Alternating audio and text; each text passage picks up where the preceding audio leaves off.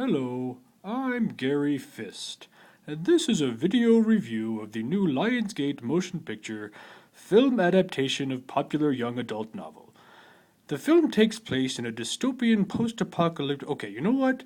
Just go read a synopsis of Shirley Jackson's The Lottery and The Running Man by Stephen King. Those two stories are basically the plot of this movie. Or you could just go watch the Japanese movie Battle Royale, which is the same movie as this one, except it has Asian people in it instead of white people. Also, it was made in 1999. Film adaptation of popular young adult novels stars a bunch of people you've never heard of, because the studio realized that enough people would see the film based on the popularity of the books that they didn't have to waste money by hiring any recognizable actors, except Woody Harrelson, who apparently ran out of pot money. The main character of film adaptation of popular young adult novel is a teenage girl named Troubled Yet Self-Assured Heroine with a Dramatic Braid, or DB for short. DB is a coal miner's daughter, which is how we know she's poor yet tough. It's very helpful for the writers to shorthand her poorness and toughness by making her a coal miner's daughter, as in doing so the writers were able to avoid any tedious character development. Instead, after some brief exposition and some crying and hugging to make the audience know that she loves her family, we're able to cut straight to the main point of the movie, which is watching children die.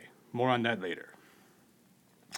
DB is also caught in a love triangle between two handsome teenage boys named Weenie 1 and Weenie 2. This is a compelling plot element, as it is quite common in worlds that exist entirely within the imaginations of 14-year-old girls for two hot boys to fall in love with the same girl and wait patiently while she chooses which one gets to be her boyfriend. Ultimately, film adaptation of popular young adult novel is an inspiring tale of the triumph of the human spirit and rebellion against authority and shooting things with arrows, and why it's very difficult to be a teenage girl. As such, it should resonate with audiences of all ages between 11 and 19 and viewers of all female genders. It may be tempting to compare this film to Lionsgate's previous blockbuster, film adaptation of popular young adult vampire novel. However, there are several key differences between the stories.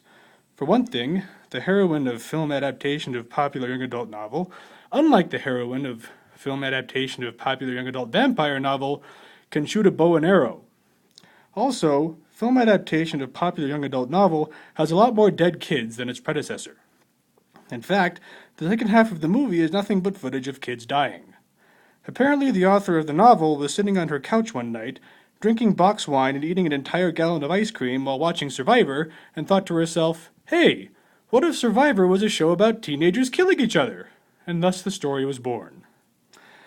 If you only see one mass murder of children movie this year, it should be film adaptation of popular young adult novel.